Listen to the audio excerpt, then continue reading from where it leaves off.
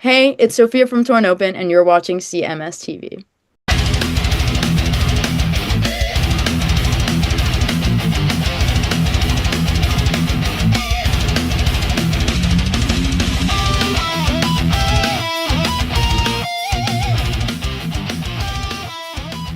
And what is going on, everybody? Welcome back to another edition of Chris Akin Presents. I, of course, am Chris Akin. And today on the show, we're going to do something a little bit fun. We are just going to kind of look at the world of Iron Maiden. If you're paying any attention to music news right now, you know they are out on tour. They are just destroying as they always do. And, it's going to come to an end eventually, but certainly is not going to come at a low point. It does not seem like they're going to end doing anything but things in the grandest fashion, as they've always done, because that's what Iron Maiden is.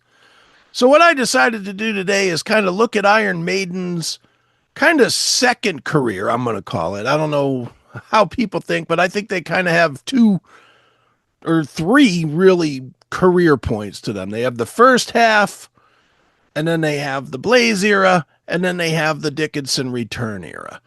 And since Bruce has come back, the band has become bigger than they ever were before. I mean, as a fan all the way back, I saw Iron Maiden in the glory days, and they were not nearly as big as they are now. And it's certainly not because of the music, I don't think. I mean, obviously, when you talk about Iron Maiden, you're talking about the Number of the Beast, and you're talking about Killers, and you're talking about Peace of Mind, and, Somewhere in Time, or, that era. You're not necessarily talking about the music since Bruce came back, but they've done some great music since Bruce came back. And what we're going to do here today is we are going to count down the top 5 Iron Maiden albums after Bruce came back to the band. And if you guys agree, that's cool. If you don't agree, that's cool as well. Leave a comment. Let me know what you guys think of this list. Tell me what you feel is wrong or right or whatever. And we'll go from there. So let's get started here. At number 5, for me, from the return of Bruce Dickinson, and just to be clear here, the return of Bruce Dickinson goes from, 2000 until current day. So the last quarter century, basically. And at number 5 for me would be the most recent record from Iron Maiden, Senjutsu. It's their most recent. It's very cinematic. It's prog leaning. Everything is epic. Like the title track or the Parchment or Hell on Earth. Very grand sounding songs. From looking online, I kind of look to see what people are saying. A lot of people love this record. I didn't love it, but I didn't hate it. I found it to be interesting. It's a cool record. Not one of my all-time favorites, obviously, but it's a cool record. So at number 5 would be Senjutsu. Came out in 2021, which just saying that says, man, do we need a new Iron Maiden record already or what? But I don't think I don't know if we're ever going to get that again, but if we do, it probably won't be till at least 2028, because I know Bruce Dickinson is working on the Mandarin Project Part 2. So this is going to have to hold us over, I guess. But Senjutsu is at number 5 for me. Moving on, number 4 of the return of Bruce Dickinson albums. I'm going to go to 2015, and I'm going to say Book of Souls. Was definitely a cool record, double record, which was pretty ambitious at the time. Nobody's doing double records anymore. Hell, a lot of people aren't doing single records anymore. They're just doing singles. But Iron Maiden stormed back 2015 with a very big double album. A lot of people love this record. It ranked very high. A lot of people were saying this was kind of the return to form in a lot of ways. Songs like If Eternity Should Fail, or The Red and the Black, Empire of the Clouds. I mean, there's a lot of really good music on here.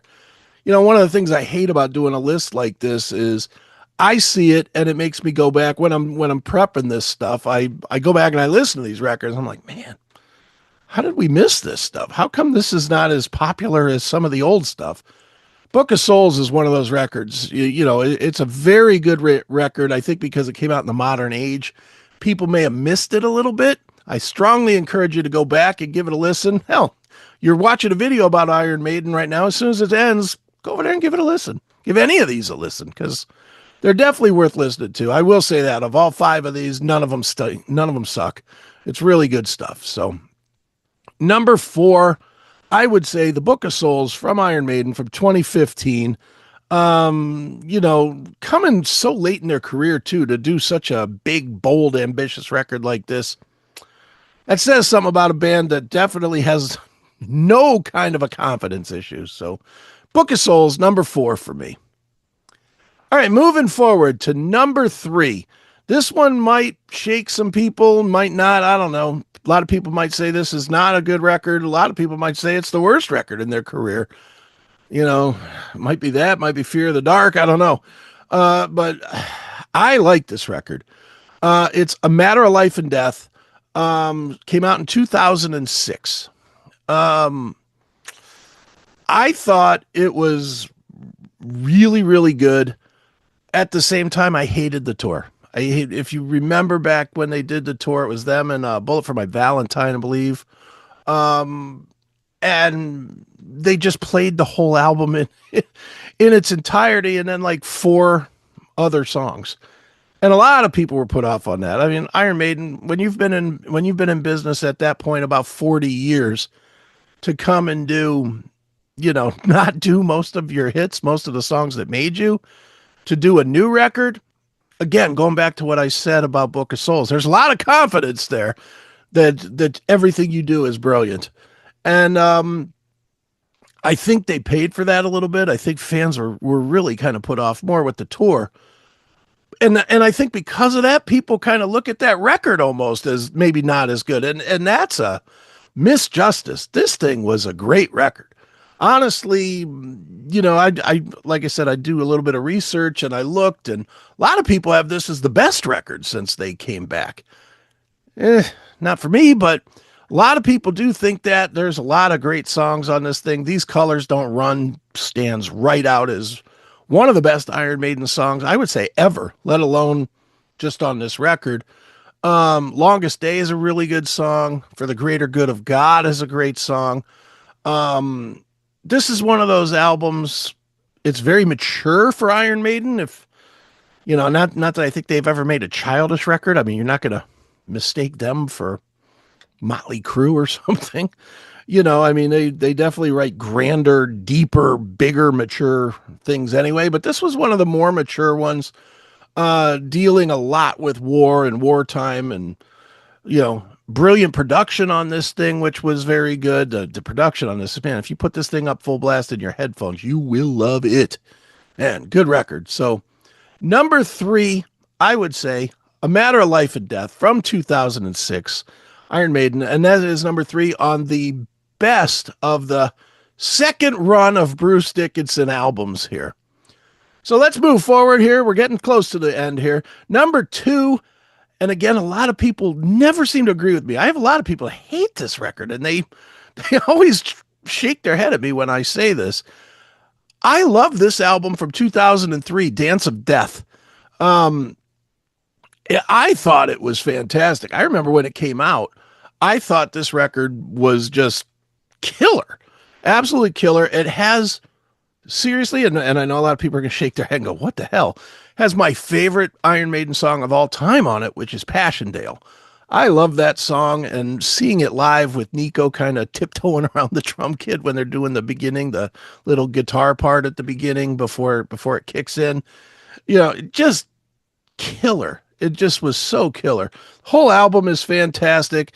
A lot of great stories are told on it. Rainmaker's a really good song. The Journeyman is a great song.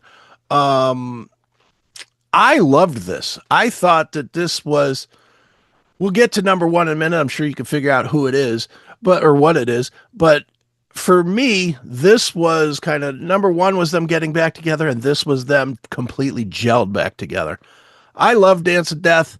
I put it at number two because I also, like I said, I did consult and look online to see what everybody else was saying, and I was about the only one saying it was number one. So I think it's the best one, but as far as total feedback, I'm throwing it in here at number 2, which of course leads to number 1, which was the comeback record itself, Brave New World, 2000. Lots and lots, almost everybody says it is the best post 80s album from Iron Maiden. And okay, I mean, I don't go back and listen to this one as much as I do Dance of Death, but it is a great record. Pretty much every song on it is great. Dream of Mirrors is a real standout. The Wicker Man, which is what I think everybody heard first and just brought everybody back into it. Blood Brothers was a really good one. Ghost of the Navigator was a good one. It's a great record. There's no question about that. And as we said, this was the return of Bruce Dickinson to the band. It was also the return of Adrian Smith to the band, and I think that gets overlooked a lot. But Adrian coming back to the band really fleshed out the sound in a way that had definitely been missing.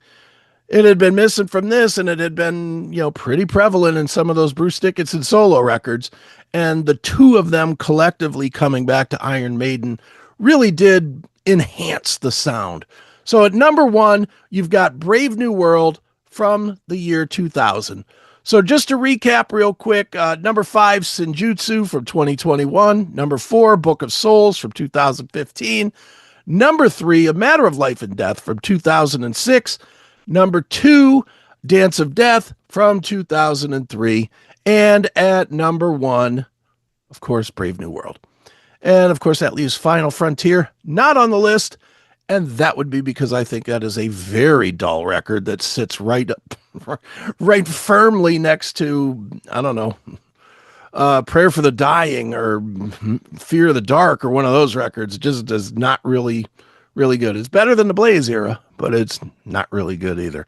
So that's going to do it for this episode of Chris Akin Presents. Let me know in the comments what you guys think. If this list is good, if this list is crazy, if you would change it, how you would change it. I'm always curious to hear what you guys think, and and let me know what songs you like off these as well, because the one thing that I know I said at the beginning here, but I want to stress it. These albums, for as good or bad as they are also forgotten because they've come out in this era. In this era where everybody listens for 33 seconds and goes on. There's some good music here. And if I'm missing something or I need to listen to something for a different way or something, tell me, because I want more music, not less. I don't like to just get stuck listening to Somewhere in Time over and over and over again. I'd like to, have some variety in my music. So let me know what you guys think. And until next time, make sure you do the things that you're supposed to do, like, subscribe, comment, hit the notification bell, all that kind of stuff. And that will do it for this episode of Chris Akin. Once again, I am Chris Akin, and I will see you next time here on Chris Akin Presents.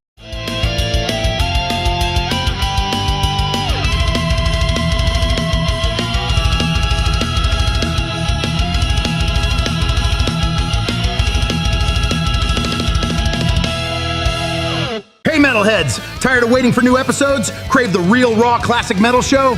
For just $4.99 a month, you can become a CMS VIP. You get every episode a full week early, completely uncensored, and 100% commercial free.